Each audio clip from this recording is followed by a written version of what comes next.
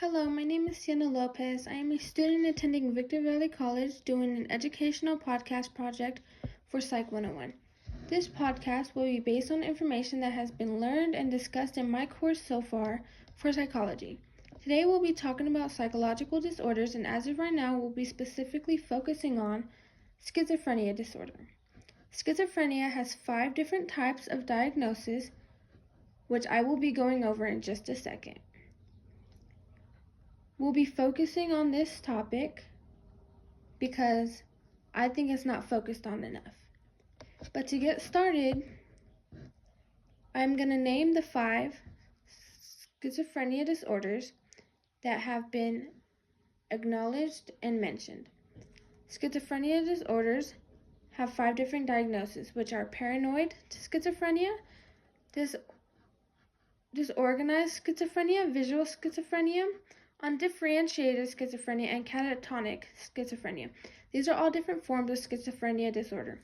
Later you will see what I mean by as of right now, we're talking about one topic, but I will move to another topic that is very similar and I do want to go through with you. But to get started, I'm going to kind of sum up what schizophrenia disorder is. Schizophrenia disorder is when a person tends to be affected with their ability to think, feel, and even behave correctly. This tends to be affected with the way they think, the way they are. It basically makes them lose their sense of reality in their everyday life. Also meaning not being able to tell the difference between what's real or not, which can be distressing for them and for their family and for their friends and those that are around them. Because if you think about it, that person that was once their close family or friend is kind of no longer with them. It is kind of somebody new. And it's something that they have to manage and try to get through together because it's something different. And they're not used to it. They're probably not used to it, so they don't know how to handle it. So it's very stressful for everybody in that situation. Schizophrenia had become a diagnosis on April 24th, 1908. Obviously, it was diagnosed way beforehand, and it was named, but it was named off of dementia. But then it changed due to them actually seeing that it all of a sudden was getting more attention, and it started happening more. So that's when they started calling it schizophrenia. And it became more popular and got more attention because they realized that, oh, this is not dementia. It's something totally different. Maybe some similarities, but it's not dementia. This disorder can start at any age, but those under 16 are rarely diagnosed than those that are way older. Men get diagnosed with the condition more often than women do, but when women get diagnosed, it's usually later in conditions and later in life. Basically meaning men get diagnosed earlier in life and women get diagnosed later in life, and I hope you understand what I'm saying. People tend to be in their mid-20s, and so they begin to experience this disorder. But that does not mean that those younger than 20 will not get it. They will, but it's very rarely. The etiology, which is the cause of the disorder, is currently unknown in schizophrenia patients, which is very scary. But people tend to believe some causes may come from environment, genetics, and even brain chemistry. By brain chemistry, I mean having an imbalance of the neurotransmitters, which is brain chemicals that allow neurons to communicate with one another throughout the whole brain, or throughout the whole body, as well as serotonin, which is a substance that is found mostly in the digestive tract, central nervous system, brain, and spinal cord, as well as dopamine, which is made in the brain and acts as a chemical messenger communicating messages between nerve cells in your brain and your body. Dopamine also has a big influence on your hormones. And lastly, glutamate, which plays a big role in your learning and memory ability. Next, I'll be discussing how one finds out if they have schizophrenia disorder. This is usually found during a brain scan or a blood test for the patient. Some people experience symptoms such as delusion, hallucination, disorganized speech, trouble with thinking, lack of motivation, depression, and so much more. There is no cure for schizophrenia, which is very worrying, but to somewhat control this disorder, people have the ability to receive treatment Some treatments that can be used or that can be helpful are medications. For example, antipsychotic medication, which is medication that focuses on eliminating the symptoms of the disease as much as possible. So you're not experiencing as many things as you usually would. You're not having the delusion, you're not having the hallucination, you're not having the voices in your head telling you to do this, do that, or you're not seeing things. Many people say that it is very hard to manage living without taking this medication, also known, as we discussed, antipsychotic medication, while having schizophrenia.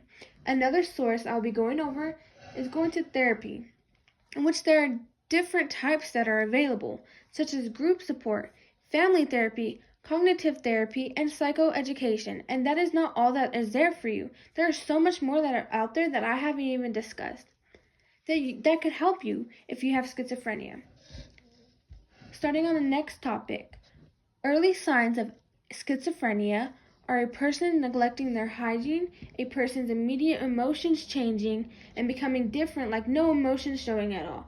They're numb, they're not crying, they're not smiling. It's like their ability to feel is no longer around, they no longer exist. And what I mean by neglecting their hygiene is no longer having the same routine that they used to, no longer wanting a shower, no longer wanting to just engage anymore. Just no longer wanting to engage. Next is their speech. When they speak, they're going to start going off topic. They're going to have abnormal speaking patterns. It's going to sound different. It's not going to sound like them. It's going to really affect them. And then next is increasing in paranoia or suspicion, as if they're always being watched or judged, or somebody's targeting them, somebody's following them. They're expecting something to happen to them from somebody else. And that is called worry, that is called paranoia, fear, suspicion, all of it. And they're afraid of being hurt. They're also going to isolate themselves. But it's not the isolation that you get when you're depressive, where you just want to be alone and you want to shut everybody out. It's more of a isolate yourself so they could clear their mind, because they have so much stuff all of a sudden going up like in there. So now they just want to isolate themselves. They want to try and quiet their mind down a little bit because there's so much going on in it. And some fun facts, I have 3 for you. A fun fact is that some people with schizophrenia disorder have service animals that help them detect whether or not they're hallucinating is real or not.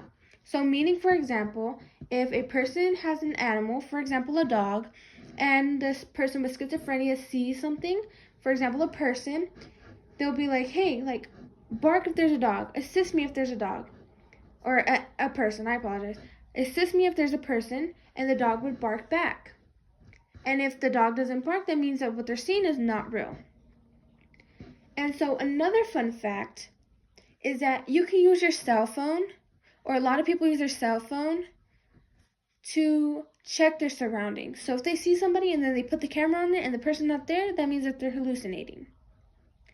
And then they have something called smart glasses, which they're glasses, they're regular glasses with the camera that you connect to your phone, and it records everything. You can look on your phone while you're looking, you can record whatever's going on your phone, and you can later go back and check and see what you were hallucinating about, if it was real or not. And if it's something that you were seeing correctly. Some sad facts is that if schizophrenia is left untreated, it can lead to suicidal thoughts, a decline in cognitive functioning, and an increased risk of cardiovascular conditions. And sadly, 5 to 13% of people commit suicide due to schizophrenia, as well as people with schizophrenia tend to have the highest rate of addiction with alcoholism and drug addiction. Meaning that those with schizophrenia tend to drink more, tend to do drugs more, tend to get involved with all that stuff more normally than other people would.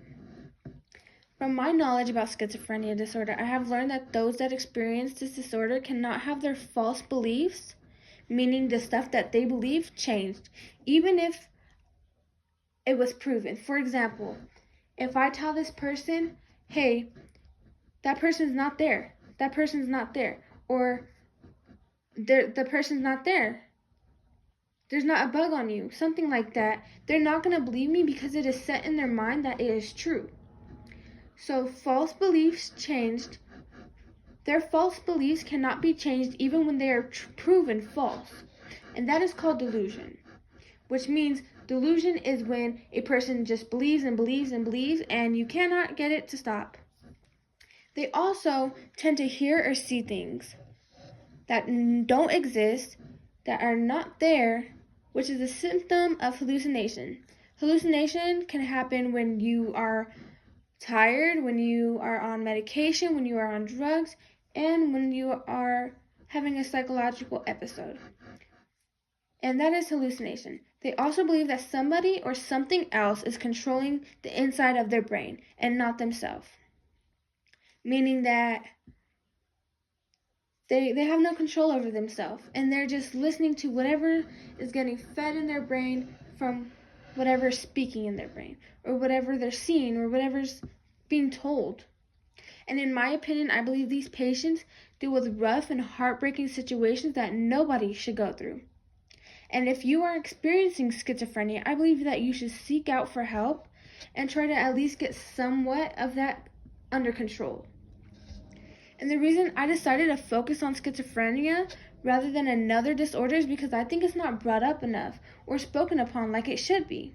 1 in 300 individuals from each country experience and deal with schizophrenia, and I myself know somebody personally that experienced schizophrenia disorder. And something that they discuss are things that they hear in their head, that they see, such as people standing there that aren't even there, spiders that aren't even there, many voices in their head that don't say very good things, that tell them things and try to influence them that aren't very good.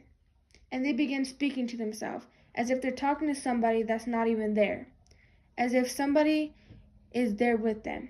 And this is not talked about often when I know it should be.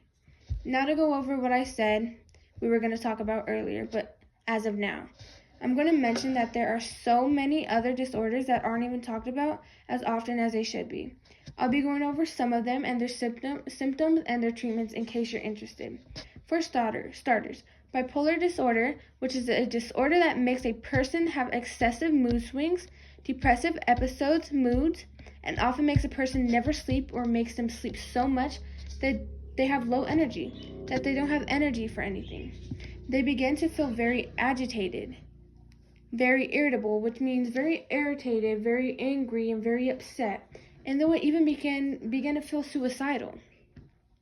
Bipolarness is serious and also has so many treatments that you can follow through with to allow yourself to kind of get a break from this disorder. Those treatments can follow through from medication all the way to therapy. Some medication for this that you could use are mood stabilizers, antidepressants, and some therapy that you could join are family therapy, group therapy, cognitive behavioral therapy, and so much more. Secondly, I'm going to go over PTSD, also known as post-traumatic stress disorder. This is a disorder that one begins to feel when they are stuck on something that traumatized them from the past, that they cannot escape. Obviously, if something traumatic has happened, you're going to be stuck on it for a while and you're not going to be able to get it off your mind. And you will begin to have symptoms later on, whether that's later on or immediately after something happened. For example, if a person, male or female, has dealt with being sexually assaulted, abused, or neglected in their life, they're going to start having PTSD. And some symptoms of that are going to begin with night terrors, unwanted nightmares, triggering moments, anxiety and depression, which also is very upsetting because anxiety and depression are also two other mental illnesses in themselves that you have to deal with while you already have PTSD. You can also overcome this by speaking to somebody about it. That way, it may help you manage your stress. Even considering taking PTSD medication can help manage this.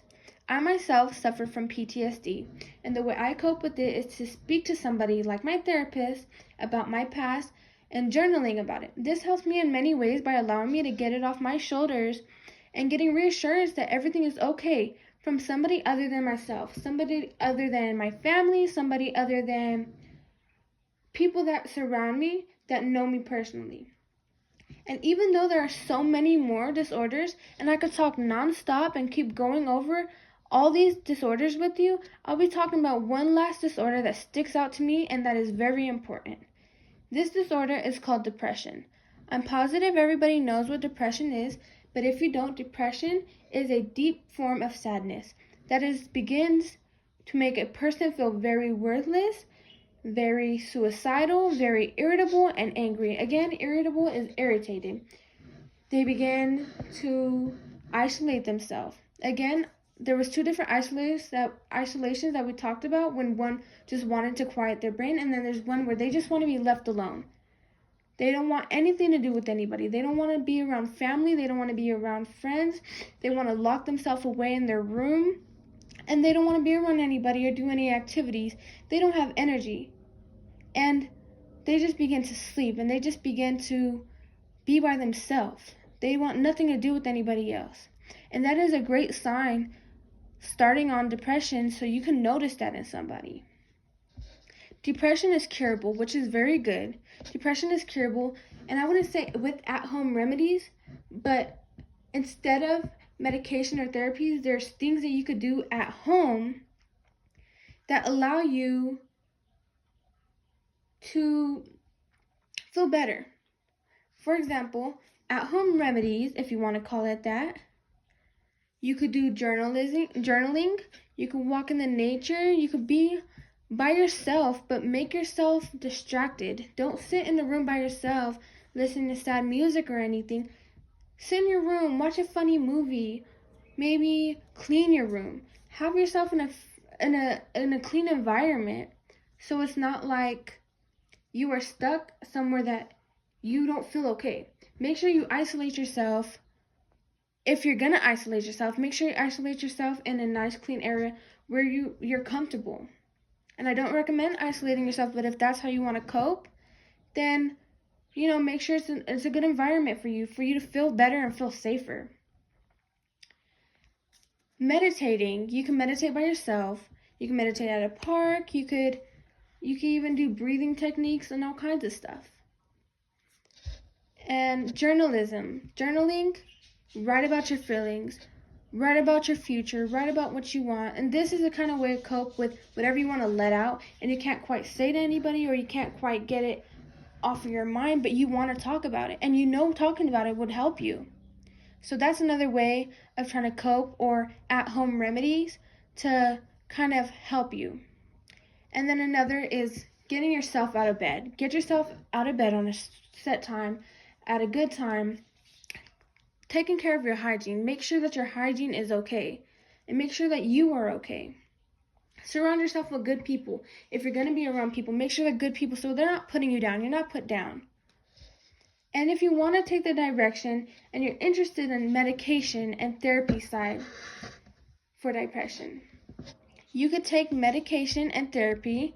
And the medication for depression is antidepressants. You could go to counseling. You could see a therapist or psychologist even.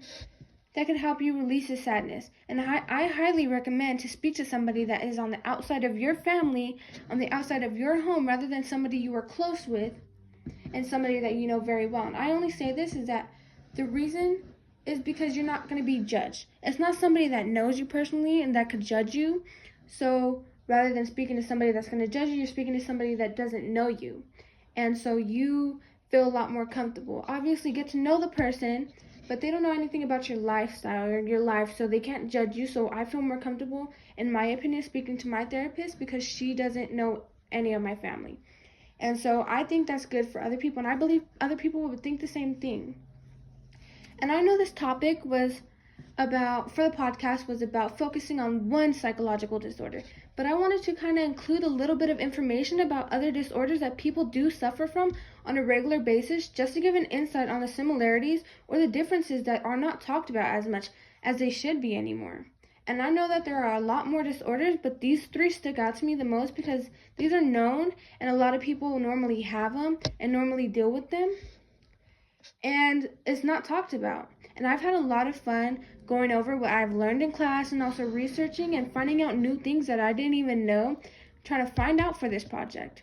And I'm glad that I mentioned a few other topics that all relate to psychological disorders, and I find this information very important and very understanding, especially knowing that many people suffer mainly from depression, PTSD, and bipolarness. And I would like to mention that these are very rough things to deal with, especially those that deal with it at such a young age, starting at around 7 years old and up. Knowing that kids had committed suicide because of not being able to cope with it, not being able to have somebody to talk to, not having a therapist, and not having a way to cope with it. And that is it's very sad. And I thank you for allowing me to include this, and I am thankful that I learned all this information and was able to get it and put it in my podcast for you to listen to.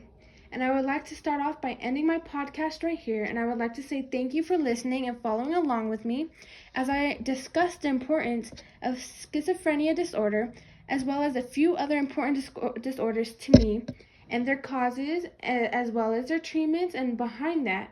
And I hope you enjoy this as much as I did. Thank you so much for listening.